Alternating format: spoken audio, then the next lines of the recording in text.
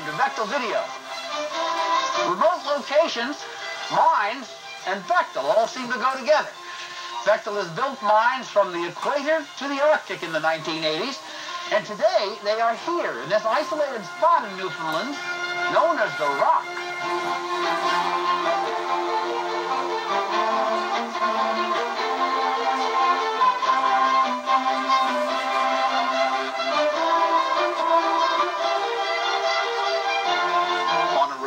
Windswept corner of southwestern Newfoundland, a caribou bird bounds over the tundra for a final race before winter buries their feeding ground in snow.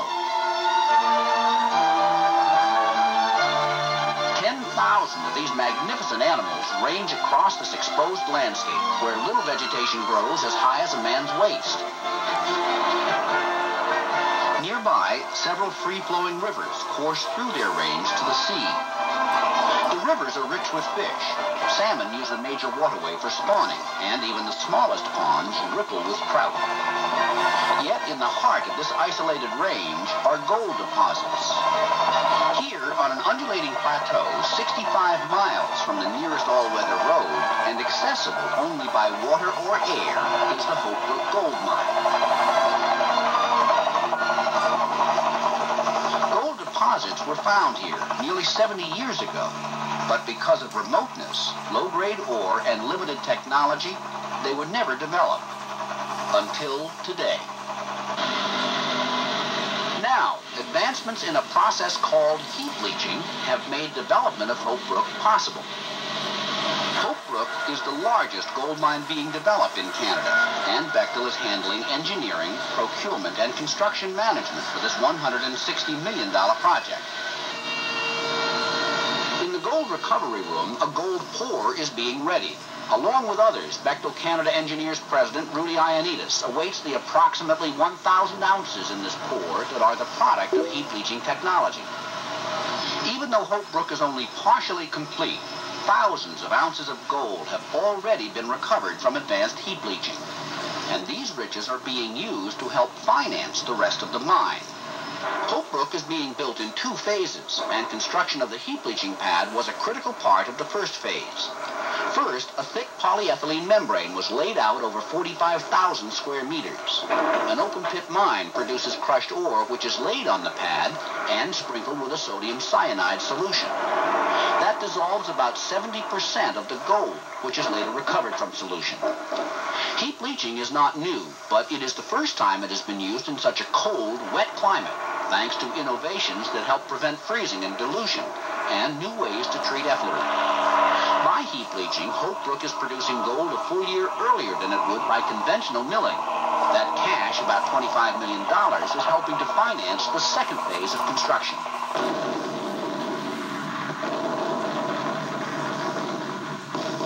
Eventually, all the ore will come out of an underground mine and processed through a conventional milling facility. Most ore is located several hundred meters beneath the surface. Brook employees are constructing the underground mine entirely by drilling and blasting through hard rock, about 6 to 8 meters a day. Estimates are that Brook will produce about 1.2 million ounces of gold over a decade, and a surface mill is scheduled to begin processing 3,000 metric tons of ore a day in the summer of 1988. Conventional milling recovers about 90% of the gold, and so in the long term, it is more efficient than the 70% recovery from heap leaching. But it is heap leaching that makes Brook possible. Yet getting the project to this point was a battle against winter at its worst. Last night, we had the worst snowstorm I've seen in years, at least since I left the Arctic. We got about 20 to 25 centimeters of snow. We had winds right up to about 100 to 125 kilometers per hour. We were actually buried. None of us could get out of our tents until they shoveled us out. This home video and commentary was shot by Bechtel's Al Potvin during the bitter winter. Before the construction camp was completed, workers lived in tent camps. Temperatures dropped to 20 degrees below zero Fahrenheit. Winds on the island blew railroad trains off tracks and routinely tipped over loaded trucks. Often, the wind chill factor dipped the thermometer to -50 degrees. Weather records placed the average snowfall at 10 inches a year, but drifts suggested something different. It was the worst winter on record in Newfoundland as far as snowfall, winds, precipitation in general, and just pure misery. In mid-March, a blizzard lashed the camp for 36 hours. High winds blew exposed areas bare and created drifts that buried buildings.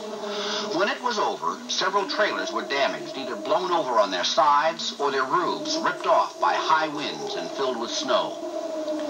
Throughout the winter, caribou searching for food meandered through the camp. In addition to conquering isolation and climate, environmental protection was critical. Gold brings people. People bring machines. For decades, people said machines and caribou and free-flowing salmon rivers don't mix. The job was to prove they could. There's a high degree of visibility on this job in Newfoundland, particularly from an environmental point of view. We're very aware of the environment from both the terrain and the wildlife, fish and wildlife. We have to control our runoff so that we do not contaminate the areas, and the government watch very closely. Yet even though work continued throughout the winter, by spring the project was weeks behind schedule. But summer and fall were as pleasant as the winter brutal, and work caught up. Rudy Ianides, president of Bechtel Canada Engineers Limited, says that was possible only because of the close working relationship between Bechtel and Hope Brook's owner, BP Resources Canada Limited. Well, this Hope Brook job is a very successful job. We are very pleased to be part of it. And I think we should give credit to the client. The client is a very reasonable client. We work very closely together as an integrated team, more or less. And we expect to be putting this operation into production around July of next year, which will be about 3 months ahead of schedule. How's the job going? Are you satisfied? Yeah, more than satisfied. We've had, In the gold recovery room, the pour is nearly ready.